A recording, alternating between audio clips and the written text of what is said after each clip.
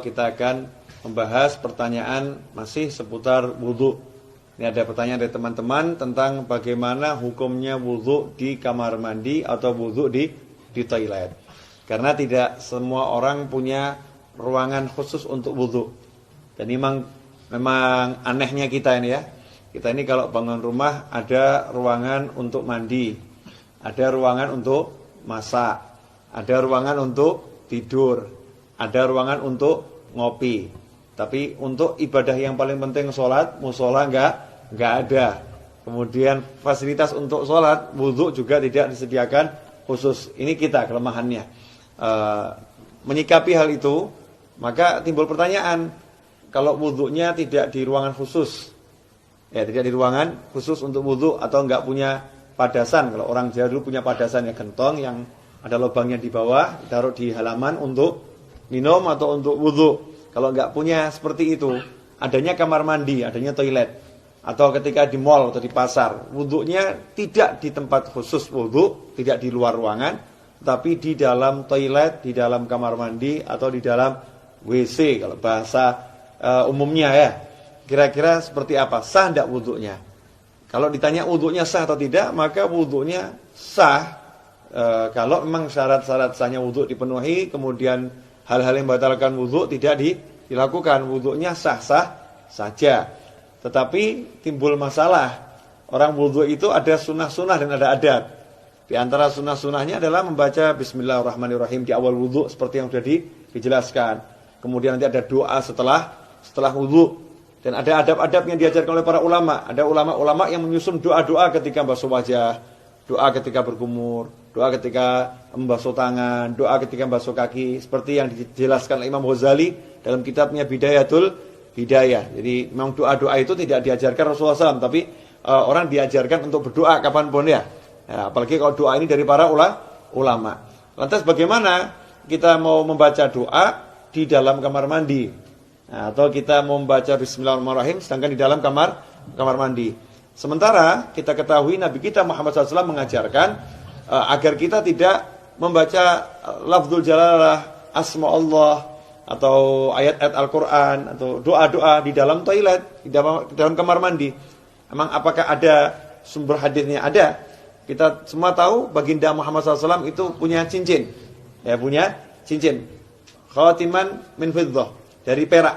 Ya, Rasulullah punya cincin dari perak, yang cincin itu fungsinya sekaligus sebagai stempel. Ya, fungsinya sebagai stempel. Dulu Rasulullah SAW tidak punya cincin, tidak punya stempel. Tapi ketika sahabat mengatakan, nih raja-raja yang pembesar-besar non-muslim itu kalau dapat surat, tidak ada stempelnya tidak mau terima.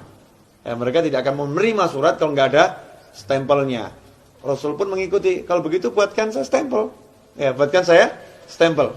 Maka dibuatkan stempel, bunyinya Muhammadun Rasulullah. Ya, Muhammadun Rasulullah. Jadi Allahnya paling atas, berupa cincin dari perak. Ketika Rasulullah wafat SAW, setelah wafatnya Rasulullah, cincin itu dipakai oleh Sayyidina Abu Bakar As-Siddiq radhiyallahu anhu. Setelah wafatnya Sayyidina Abu Bakar dipakai oleh Sayyidina Umar ibn Khattab. Kemudian dipakai oleh Sayyidina Utsman bin Affan radhiyallahu anhu. Nah, ketika dipakai Sayyidina Utsman, cincin itu jatuh ke Bir Aris.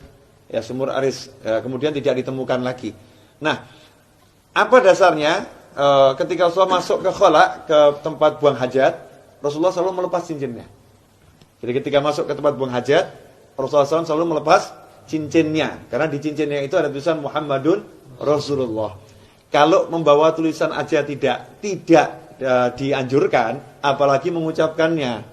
Ya, membawanya aja tidak dianjurkan, apalagi mengucapkannya. Berdasarkan hadis tersebut, yang diriwayatkan oleh Imam Al-Hakim, ya, dalam kitabnya Al-Mustadrak Al-Sohihain. Di situ beliau menyatakan, anna Rasulullah labisa khatiman naksuhu Muhammadur Rasulullah, fakana idza dakhala al-khala wada'ahu. Kata Al-Hakim dalam kitab Al-Mustadrak, Az-Zuhri menyebutkan bahwasanya Rasulullah SAW punya cincin yang tulisannya adalah Muhammadun Rasulullah. Idza dakhala al-khala wada'ahu. Kalau masuk ke khala, ke toilet, Rasulullah SAW selalu melepaskan cincinnya tersebut.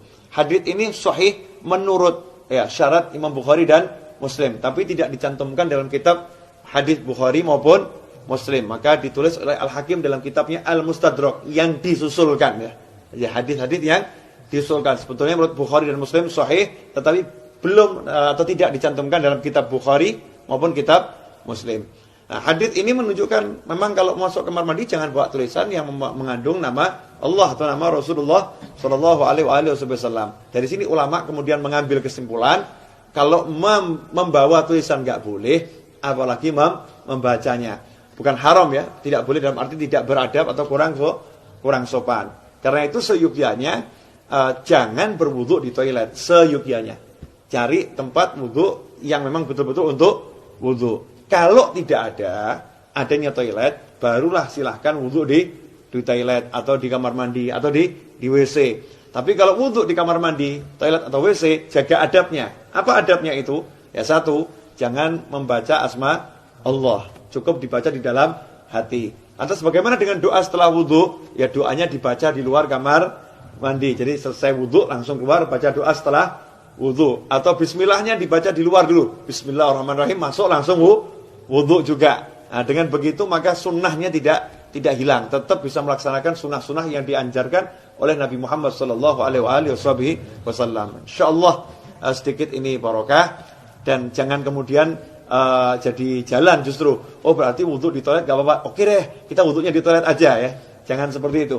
Usahakan wudu di luar toilet agar bisa melaksanakan banyak sunnah. Kalau memang terpaksa baru berwudu di toilet. Wal afu minkum. Wassalamualaikum warahmatullahi wabarakatuh.